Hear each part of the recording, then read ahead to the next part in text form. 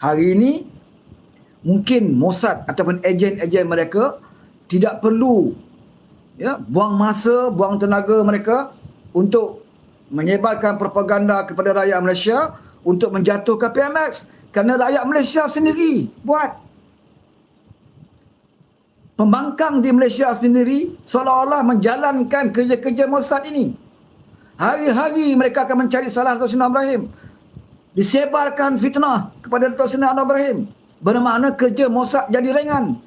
Ejen-ejen Yahudi Israel ini menjadi ringan kerana dibantu oleh pembangkang di Malaysia yang tidak ada akal, tidak ada otak dan tidak ada iman. Bayangkan bagaimana akhbar harakah, akhbar resmi parti Islam yang dikatakan kononnya parti Islam, media resmi mereka, lidah resmi mereka harakah, boleh membuat gambar PMX kita belakangnya bendera Israel. Fitnah besar, saudara, untuk menunjukkan imej Datuk Seri Anwar Ibrahim ini adalah ejen Israel.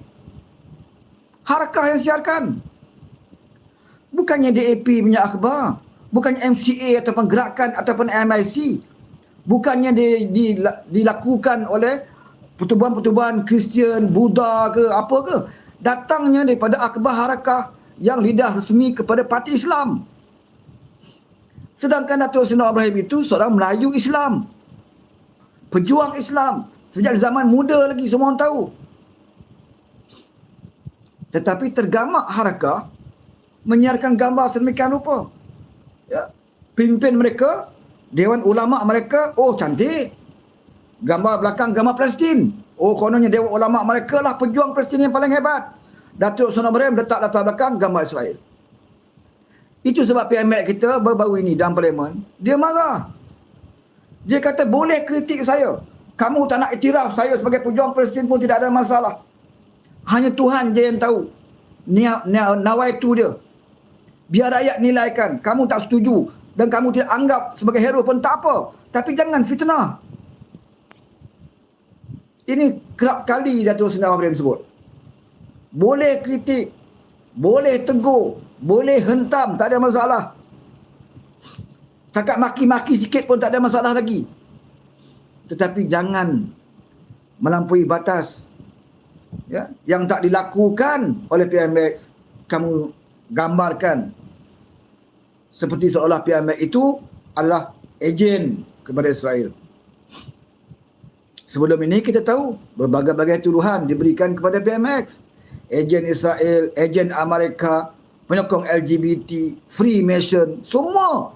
Tak ada yang tak baik dalam dunia ini, tak ada yang terlepas ditujukan kepada Datuk Seri Anwar Ibrahim. Daripada dulu lagi. Hebat saudara ujian yang ditanggung oleh Datuk Seri Anwar Ibrahim ini. Tak calang-calang orang boleh berdepan, boleh menghadapi ujian sehebat ini. Apa lagi ujian yang tak ada pada Datuk Seri Anwar Ibrahim? Kecuali mati aja. Selain daripada itu apa lagi? Diaibkan. Puluhan tahun dia diaibkan. Dizalimi, dipenjara. Puluhan tahun dia dizalimi, dipenjara. Difitnah. Dah jadi biasa jadi makanan Anwar Ibrahim ni.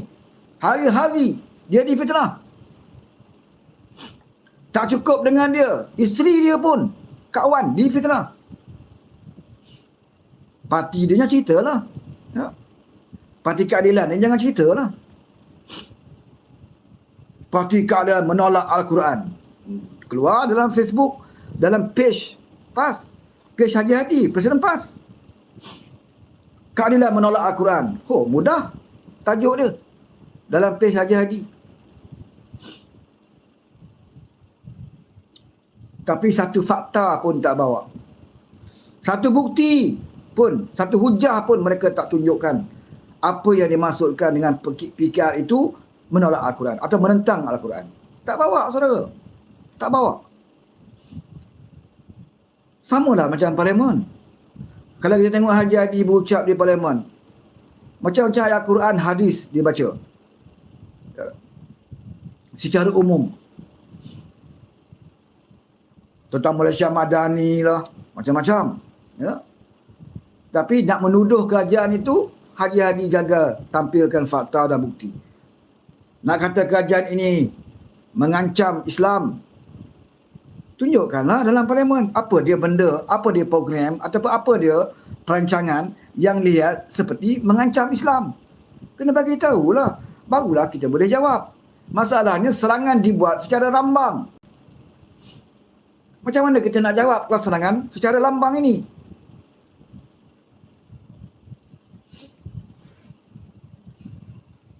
Jadi inilah yang dilakukan oleh negara barat kepada pemimpin-pemimpin Islam sebelum ini yang lantang terhadap barat.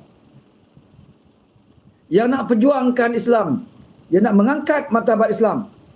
Inilah dilakukan kepada Saddam Hussein di Iraq, dilakukan juga kepada Muammar Gaddafi di Libya. Propaganda dimainkan seolah-olah Saddam Hussein dan Muammar Gaddafi itu zalim dan sebagainya.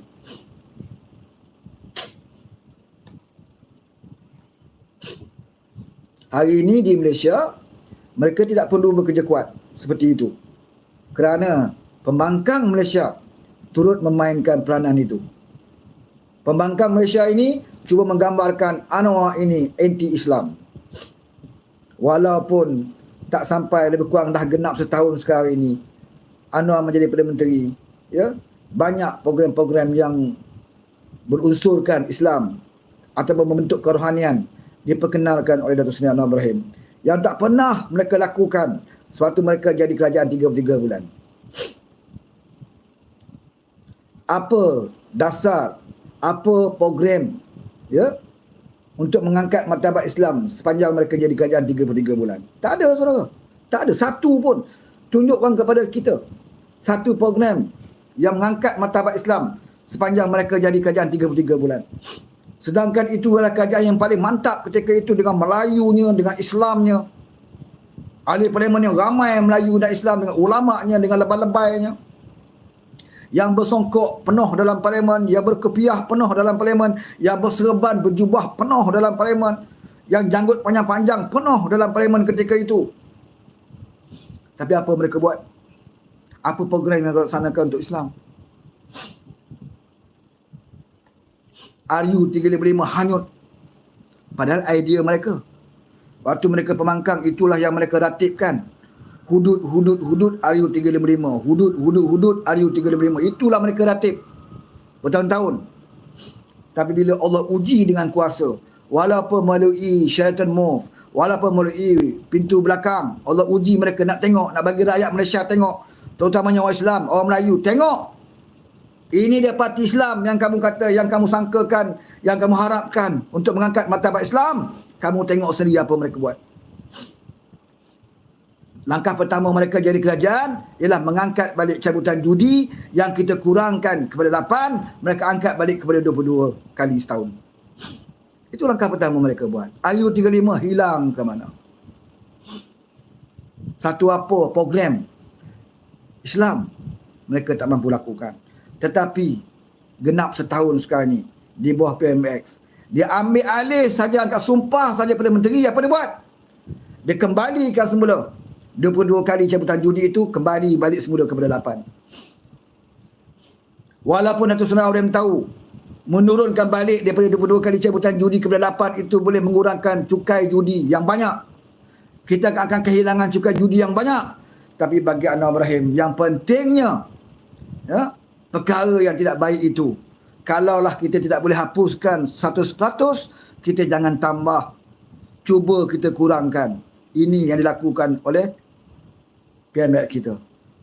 Memperkenalkan hadis 40 karangan Imam Nawawi di setiap sekolah-sekolah kepada orang Islam. Ini program yang kita buat. Yang mereka tak buat dan mereka tak nak fikir pun. Usahakan buat. Mereka tak pernah fikir pun nak buat program itu. Diperkenalkan kepada sekolah. Apakah seorang Perdana Menteri yang perkenalkan hadis 40 Imam Nawawi ini adalah seorang Perdana Menteri yang pro-Israel? Yang hari ini kamu kata dia ni pro-Israel, dia pro-LGBT, dia anti-Islam. Apakah ini pemimpin Islam yang anti-Islam memperkenalkan hadis 40 ke sekolah? Yang kamu dulu tak pernah buat.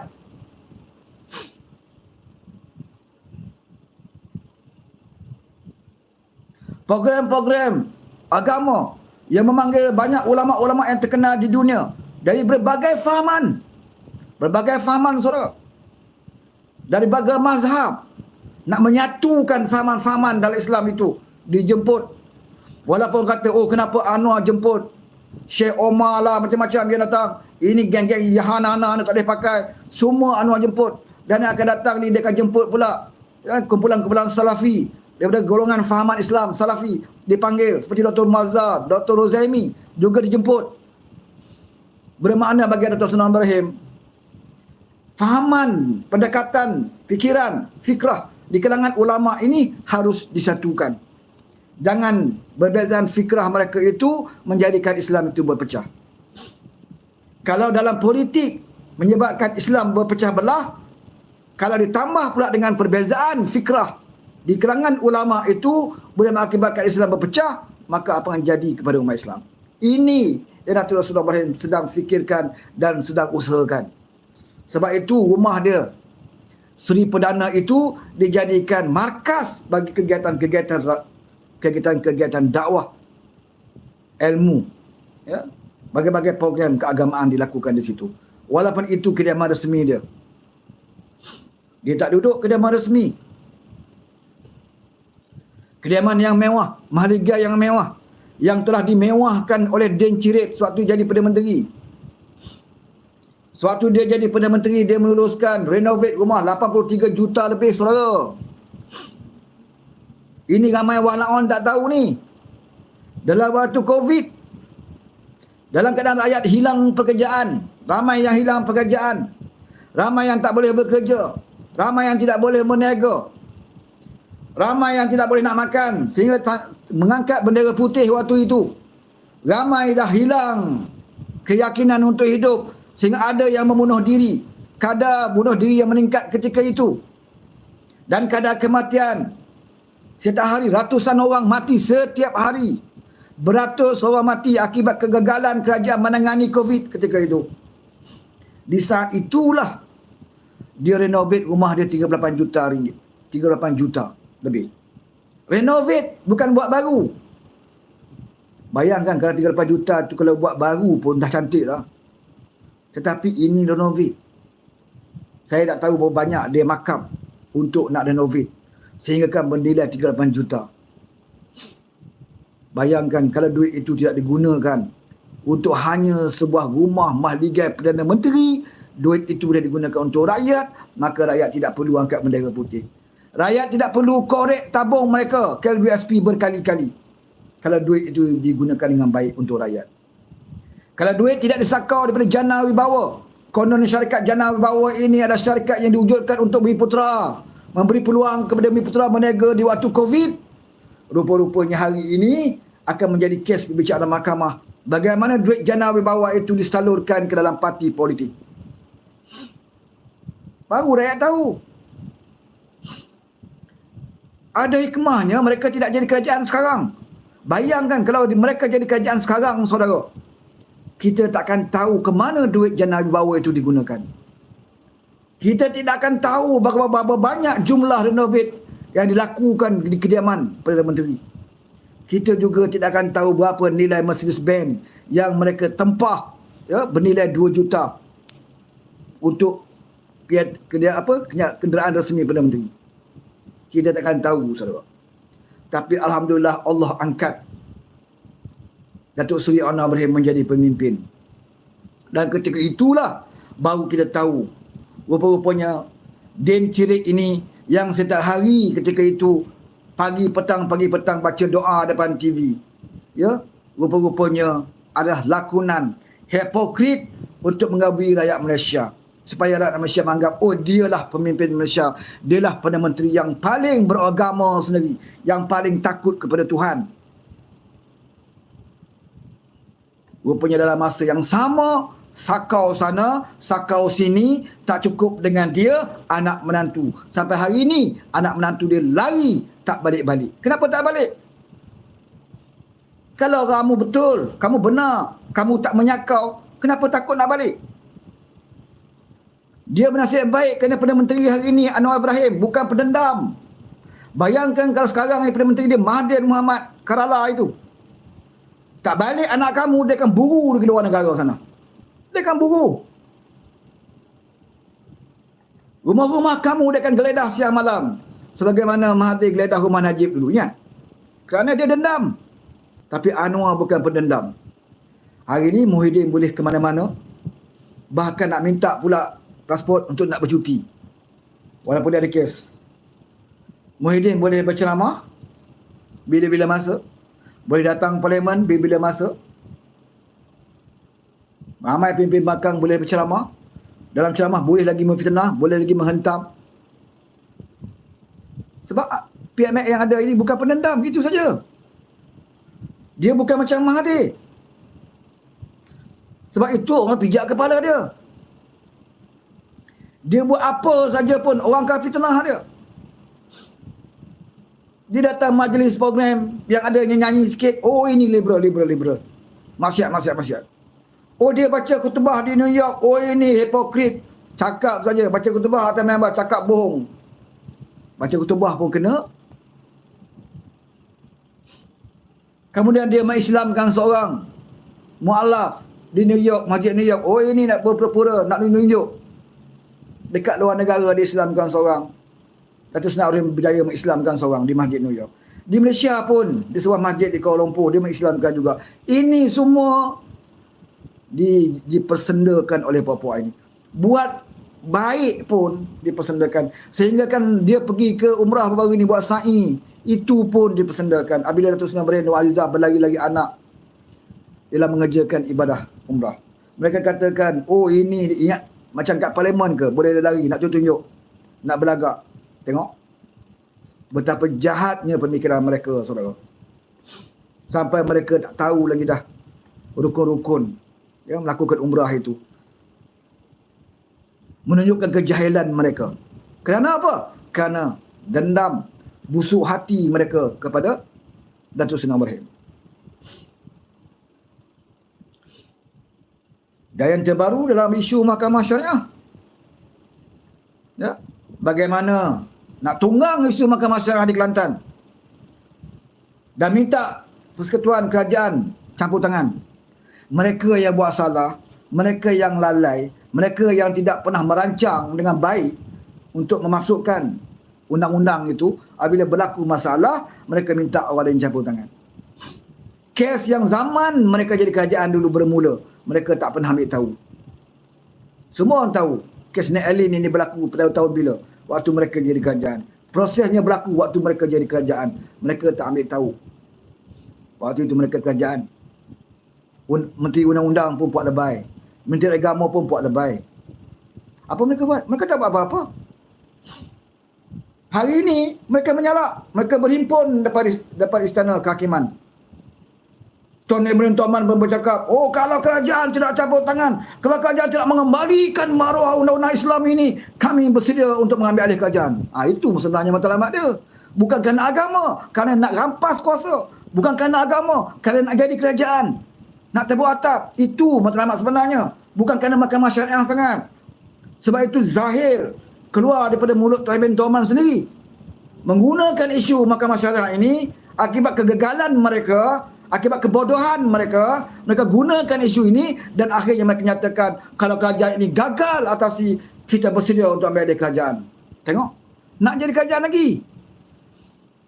Bersedia apanya? Kamu dah diberi peluang pun. Kamu dah beri peluang pun. Masalah itu berlaku di zaman kamu. Apa kamu buat? Makan gaji buta, main telur. Duta khas Timur Tengah Haji Hadi, apa dia buat? Oh, berlaku krisis di Timur Tengah. Kita boleh baca, boleh Google dalam Sina. Boleh Google apa kenyataan dia bila berlaku krisis di Timur Tengah. Oh, pendirian kerajaan Malaysia berkecuali. Ya, tengok. Ini yang dikatakan berani sangat. Hari ini mempertikaikan Anwar tak cukup berani lawan menentang Israel. Anwar tak cukup berani memperjuangkan Islam. Waktu dia di kerajaan, dia berkecuali. Pendirian kerajaan Malaysia berkecuali. Apakah itu tindakan berkecuali? Itu menandakan Haji Hadi ini adalah pejuang Islam.